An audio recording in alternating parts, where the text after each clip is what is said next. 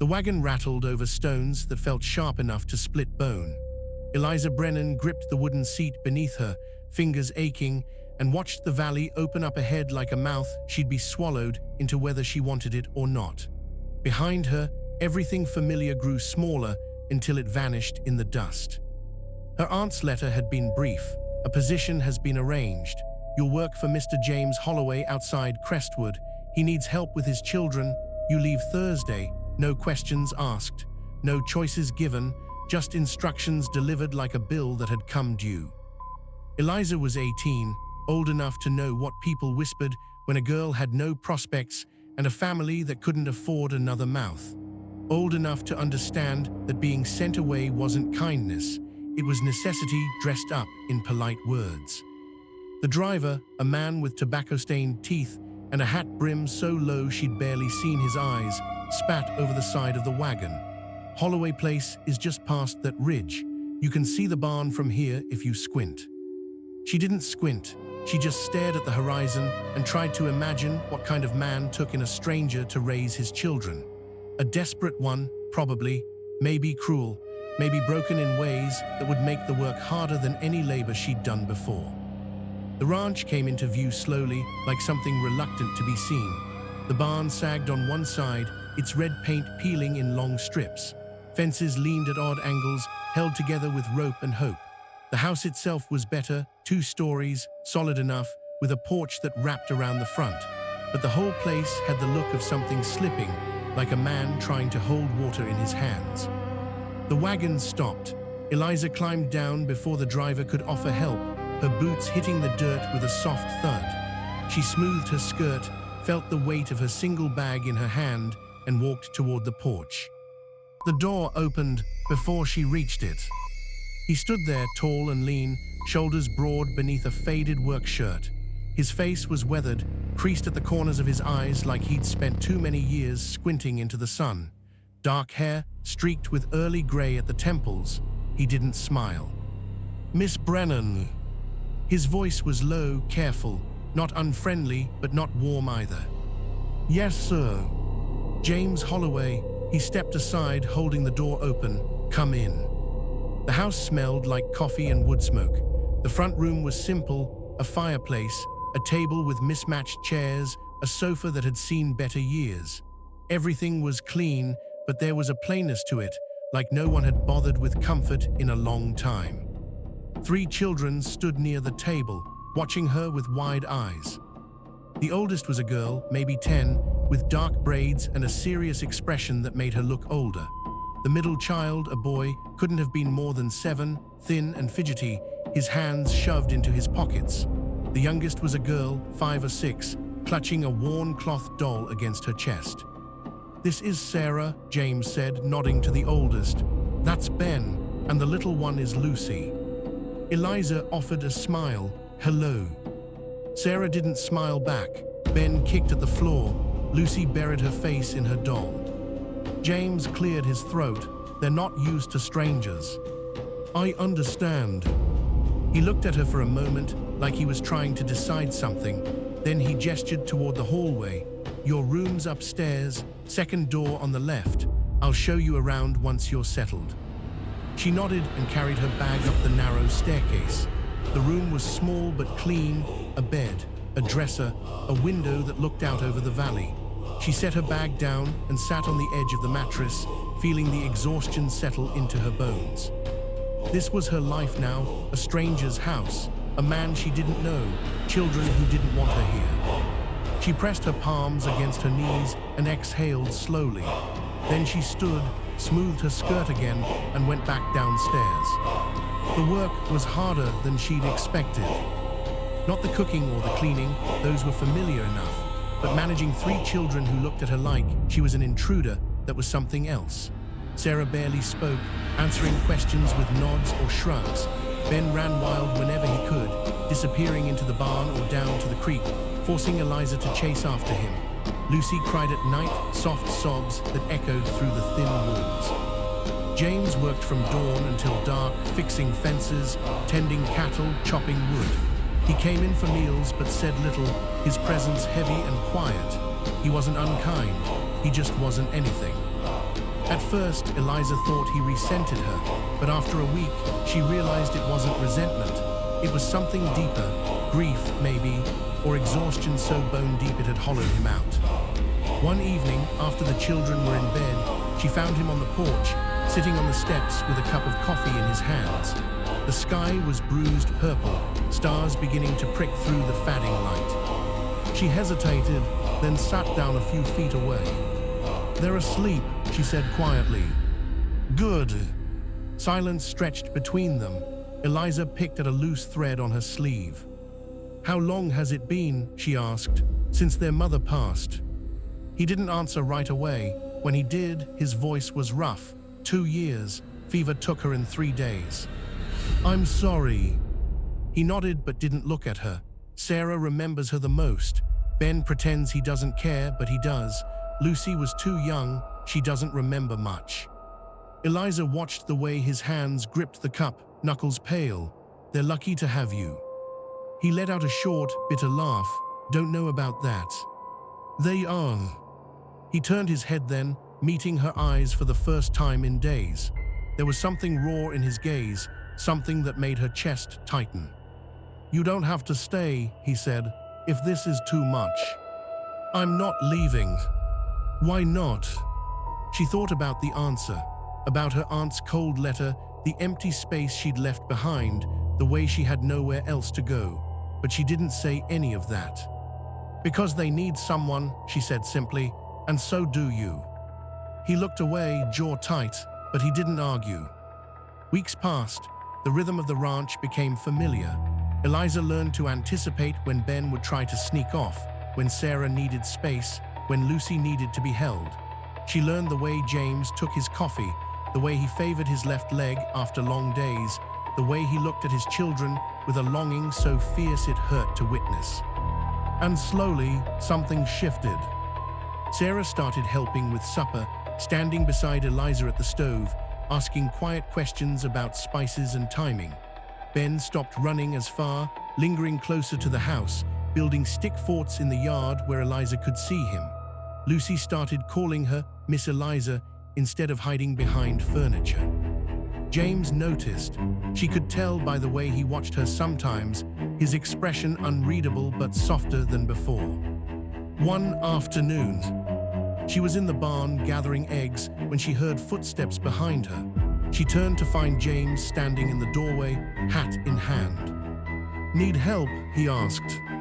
"I'm almost done." He stepped inside anyway, leaning against a post. "You're good with them." "They're good kids." "They weren't before you came, not really." Eliza set the basket of eggs down, brushing straw from her hands. They just needed someone to see them. "And you see them?" It wasn't a question, but she answered anyway. "I do." He moved closer, just a step, but it felt significant. The barn was dim, dust motes drifting in the shafts of sunlight. She could hear the horses shifting in their stalls, the distant call of a hawk. "I see you too," he said quietly. Her breath caught. "James." "I know I shouldn't say it. I know you're here because you had nowhere else to go. I know this isn't," he stopped, shaking his head.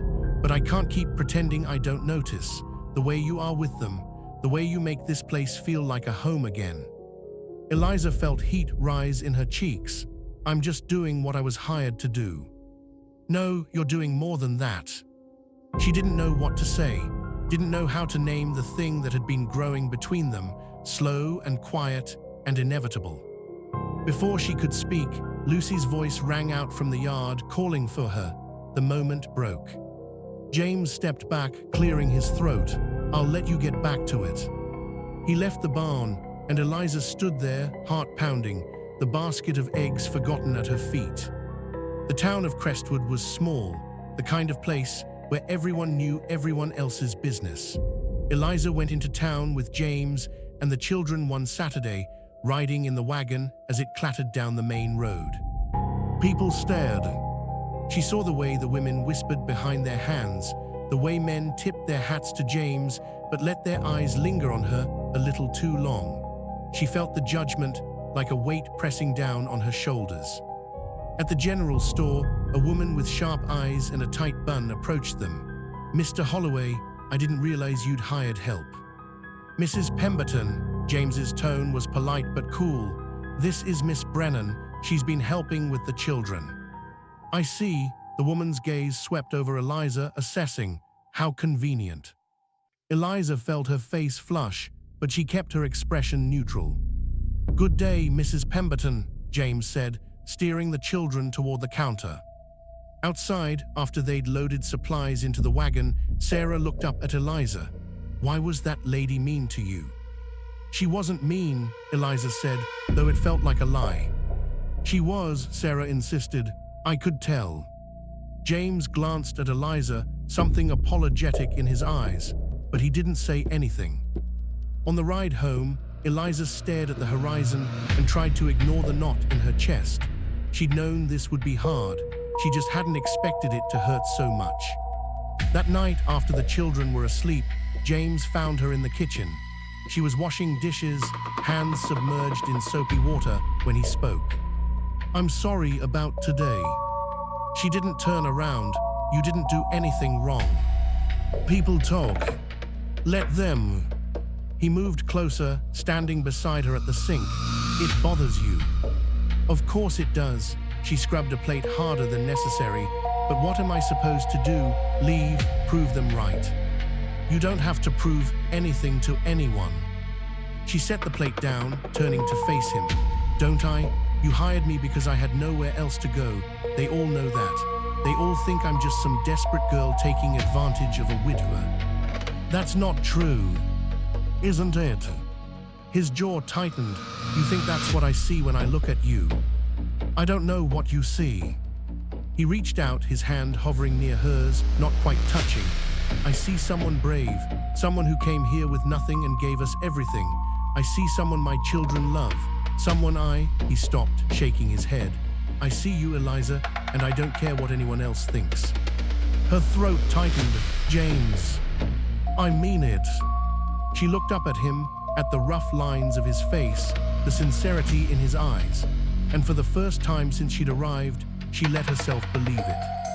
Winter came early that year, sweeping down from the mountains with teeth sharp enough to bite. The ranch work grew harder, the days shorter.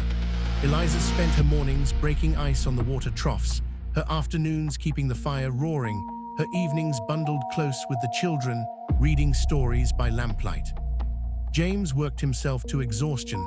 She could see it in the way his shoulders sagged, the way his hands shook when he came in from the cold.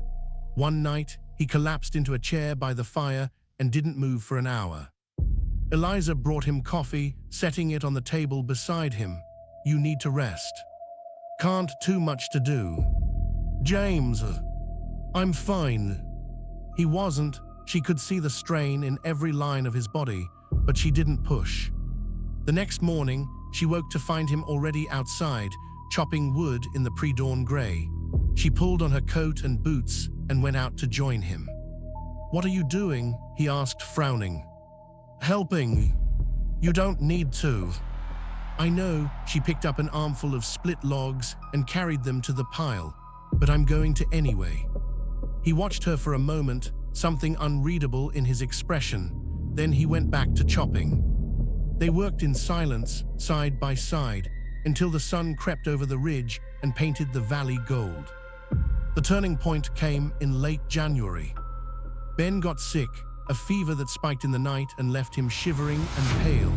Eliza stayed by his bedside, pressing cool cloths to his forehead, coaxing him to drink water. James paced the hallway, helpless and terrified. "He'll be all right," Eliza said, though she wasn't sure she believed it. "You don't know that." "I do." She looked up at him, her voice steady. "He's strong, and he's not alone." James sank into the chair beside the bed, burying his face in his hands. "I can't lose him." "You won't."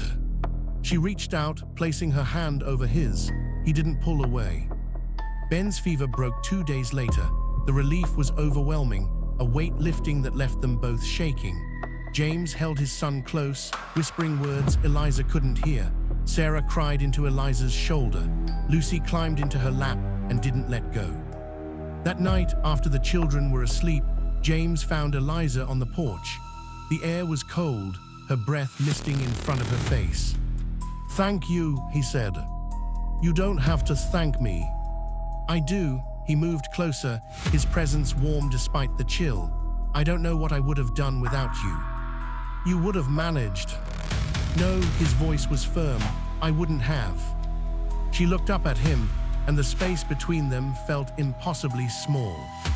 "Eliza," he said softly, "I need you to know something." Her heart pounded. "What?" "I'm not good at this, at saying what I feel, but you," he swallowed hard, "you've become more than just help. More than just someone I hired." He paused, his hand reaching for hers. "I care about you, and if you'll have me, if you'll have us, I want you to stay, not as hired help, but as family." She couldn't speak, couldn't breathe. All she could do was lean into his touch and nod. He kissed her then, slow and careful, like he was afraid she might disappear. And when he pulled back, his forehead resting against hers, she felt something settle deep in her chest. Home, this was home. Spring came with wildflowers and rain that turned the valley green. Eliza stood on the porch one morning, watching the children play in the yard. Sarah was teaching Lucy how to braid flowers. Ben was building something with sticks and twine, his tongue poking out in concentration. James came up behind her, wrapping his arms around her waist. "You happy?" "Yes." "Good," he pressed a kiss to her temple. "Because I am too." She turned in his arms, looking up at him. The ranch still needed work. The town still whispered, but none of it mattered anymore. Because she had this family, this love, this life she'd never expected to find. And it was more than enough. Claude can make mistakes. Please double-check responses.